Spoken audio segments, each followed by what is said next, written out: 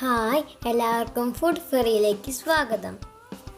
ഇന്ന് നുറുക്ക് ഗോതമ്പ് കൊണ്ടുള്ളൊരു ക്രിസ്പി ആയിട്ടുള്ളൊരു ദോശയുടെ റെസിപ്പിയാണ് കാണിക്കുന്നത്. അപ്പോൾ വീഡിയോ തുടങ്ങുന്നതിന് മുന്നേ ഞങ്ങളുടെ ചാനൽ സബ്സ്ക്രൈബ് ചെയ്യാത്തവർ സബ്സ്ക്രൈബ് ചെയ്യാൻ മറക്കരുത്. അതോടൊപ്പം തന്നെ നിങ്ങൾ ബെല്ലൈക്കൺ കൂടെ ഒന്ന് പ്രസ് ചെയ്യണം. എന്നാലേ ഞാൻ അപ്ലോഡ് ചെയ്യുന്ന പുതിയ വീഡിയോസിൻ്റെ നോട്ടിഫിക്കേഷൻ എല്ലാവർക്കും ലഭിക്കുകയുള്ളൂ. അപ്പോൾ നമുക്കൊന്ന് നുറുക്ക് ഗോതമ്പിൻ്റെ ദോശ എങ്ങനെ ഉണ്ടാക്കുന്നത് നോക്കാം. ഇപ്പോൾ ഞാനിവിടെ 2 കപ്പ് 250 ml മെഷറിംഗ് കപ്പാണ്. അതിൽ 2 കപ്പ് നുറുക്ക് ഗോതമ്പാണ് എടുക്കുന്നത്. അതിലേക്ക് 1 കപ്പ് ഉഴുന്നാണ് ചേർക്കുന്നത്. 2 കപ്പിലേക്ക് 1 കപ്പ് ഉഴുന്നാണ് ചേർക്കുന്നത്. അപ്പോൾ അതിലേക്ക് 1 ടേബിൾ സ്പൂൺ ഉലുവയും കൂടെ ചേർക്കുന്നുണ്ട്. അപ്പോൾ ഉലുവയൊക്കെ നിങ്ങളുടെ ആവശ്യത്തിനനുസരിച്ച് നമുക്ക് കുറയ്ക്കാവുന്നതാണ്. അപ്പോൾ ഇത് വളരെ ചെറിയ തരിയായിട്ടുള്ള ഗോതമ്പാണ് എടുത്തിട്ടുള്ളത്. നല്ല പൊടിയായിട്ടുള്ള ഗോതമ്പാണ്. അപ്പോൾ ഇതിലേക്ക് ഇത് 3 കൂടെ ചേർത്തിട്ട് നമുക്ക് ഒരുമിച്ച് ഇതൊന്ന് കുതിർക്കാൻ വേണ്ടി വെക്കണം. അപ്പോൾ ഇത് നന്നായി കഴുകിയതിന് ശേഷം കുതിർക്കാൻ വെച്ചാൽ മതി. അല്ലെങ്കിൽ നമ്മളത് കുതിർത്തതിന് ശേഷം കഴുകിയാലും മതി. ഏകദേശം ഒരു 4-5 മണിക്കൂർ കുതിർക്കാൻ വെക്കണം. അപ്പോൾ ഞാൻ 4-5 മണിക്കൂർ കഴിഞ്ഞതിന് ശേഷം അത് കഴുകി എടുത്തിട്ടുണ്ട്. അതിലേക്ക് ഞാൻ 1 കപ്പ് ചോറും കൂടെ ചേർത്തിട്ടുണ്ട്. ചോറിന് പകരം നിങ്ങൾക്ക് വേണമെങ്കിൽ അവിൽ ചേർത്താലും മതി, വെളുത്ത കളർ അവിൽ ചേർത്താലും മതി.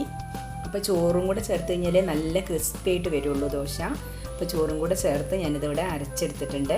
എന്നിട്ട് ഇതിലേക്ക് ആവശ്യമായ ഉപ്പും കൂടെ ചേർത്ത് അത് മിക്സ് ചെയ്തിട്ട് നമുക്കൊരു 5-6 മണിക്കൂർ വെക്കണം. അതിന് ശേഷം നമുക്ക് ദോശ ഉണ്ടാക്കിയെടുക്കാം. ഇതിപ്പോൾ ഞാൻ രാത്രിയാണ് അരച്ച് വെക്കുന്നത്.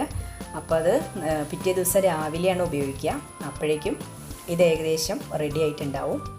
ഇപ്പോൾ ഒരു 5-6 മണിക്കൂർ അരച്ച് കഴിഞ്ഞതിന് ശേഷം ഒരു 5-6 മണിക്കൂർ വെച്ചാൽ മതി. അതിന് ശേഷം നമുക്ക് ദോശ ഉണ്ടാക്കിയെടുക്കാം. ഇതിപ്പോൾ ഞാൻ പിറ്റേ ദിവസം രാവിലെ തുറന്ന് നോക്കിയപ്പം ഏകദേശം പകുതി ഭാഗത്തോളം ഇതിൻ്റെ മാവ് ഇങ്ങനെ പൊങ്ങി വന്നിട്ടുണ്ട്. നല്ല മഴ കാരണമാണ്, അല്ലെങ്കിൽ ഇതിൻ്റെ ഈ പാത്രം നിറഞ്ഞ് കവിയാറുണ്ട് സാധാരണ. പക്ഷേ ഇതിപ്പോൾ നല്ല മഴ ആയതുകൊണ്ട് അത്രയൊന്നും പൊങ്ങി വന്നിട്ടില്ല. എന്നാലും നമുക്കത് ദോശ ഉണ്ടാക്കി നോക്കാം. ഇപ്പം ഞാനിവിടെ ഒരു പാൻ ചൂടായി അപ്പോൾ അതിലേക്ക് നമ്മുടെ ദോശ മാവ് ഒഴിച്ചു കൊടുക്കുന്നുണ്ട്. അപ്പോൾ എല്ലാവരും ഈ നുറുക്ക് ഗോതമ്പ് കൊണ്ടുള്ള പായസവും പിന്നെ ഉപ്പുമാവൊക്കെ എല്ലാവരും ഉണ്ടാക്കാറുണ്ടാവും. പക്ഷേ നുറുക്ക് ഗോതമ്പ് കൊണ്ടുള്ള ദോശ അങ്ങനെ ഉണ്ടാക്കുന്നതായിട്ട് കണ്ടിട്ടില്ല. അപ്പോൾ എല്ലാവരും ഒന്ന് ട്രൈ ചെയ്ത് നോക്കുക. ഇത് നല്ലൊരു ദോശയാണ്. നല്ല ക്രിസ്പി ആയിട്ടുള്ള ദോശ നമുക്ക് ഉണ്ടാക്കിയെടുക്കാൻ പറ്റും. അപ്പോൾ ഈ ദോശ ഏകദേശം നന്നായി ഒന്ന് മൊരിഞ്ഞ് വരുന്നുണ്ട്. ഏകദേശം ഒരു മൊരിഞ്ഞ് വന്നു കഴിഞ്ഞാൽ നമുക്ക് അതിൽ നെയ്യോ അല്ലെങ്കിൽ ഓയിലോ നന്നായി ഒന്ന് സ്പ്രെഡ് ചെയ്ത് കൊടുക്കുക. എന്നിട്ട് അത് ഒന്ന് മറിച്ചിട്ട് നമ്മൾ ഒന്നുകൂടെ ക്രിസ്പിയാക്കി എടുക്കണം. ഇപ്പോൾ ഇത് മറിച്ചിട്ടിട്ട് നമ്മൾ പെട്ടെന്ന് തന്നെ ഇത് എടുത്ത് മാറ്റണം. എന്താണെന്ന് വെച്ചാൽ ഇത് നമ്മുടെ അരിദോശയെ പോലെയല്ല, പെട്ടെന്ന് ഇത് കരിഞ്ഞു പോകുന്നുണ്ട്. അപ്പോൾ നമ്മൾ പെട്ടെന്ന് തന്നെ മറിച്ചിട്ടതിന് ശേഷം തീയൊന്ന് കുറച്ച് കൊടുത്താൽ മതി. ഫ്ലെയിം ഒന്ന് ലോ ആക്കിയതിന് ശേഷം അതൊന്ന് ക്രിസ്പി ആക്കിയിട്ടെടുക്കുക. അപ്പോൾ എല്ലാവർക്കും ഉണ്ടാക്കി നോക്കാവുന്ന ഒരു വെറൈറ്റി ദോശയാണിത്.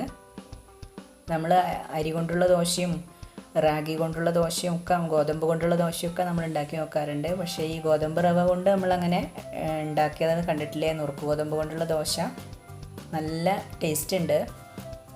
അപ്പോൾ നമുക്കത് സാമ്പാറോ അല്ലെങ്കിൽ ചട്നിയോ അല്ലെങ്കിൽ ചമ്മന്തിയൊക്കെ കൂട്ടി കഴിക്കാൻ നല്ല ടേസ്റ്റ് ഉണ്ട്.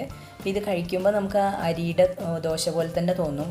ഇത് ഒരു വ്യത്യാസം തോന്നില്ല. കഴിക്കുമ്പം കുറച്ച് പുളിപ്പ് കൂടുതലുണ്ട് അരിദോശയേക്കാളും. വേറൊരു വ്യത്യാസം തോന്നണില്ല. ഇത് നല്ല എളുപ്പത്തിൽ നമുക്ക് പരത്തിയെടുക്കാനൊക്കെ പറ്റുന്നുണ്ട്. നല്ല നൈസായിട്ട് പരത്തിയെടുക്കാൻ പറ്റുന്നുണ്ട്.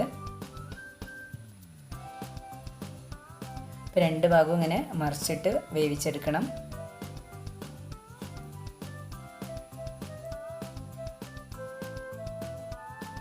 അപ്പോൾ ഈ വെറൈറ്റി ആയിട്ടുള്ള ദോശ എല്ലാവരും ഒന്ന് ഉണ്ടാക്കി നോക്കണം.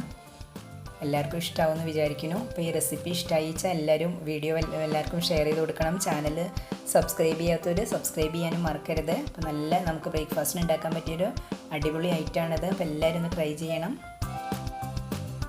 Thank you.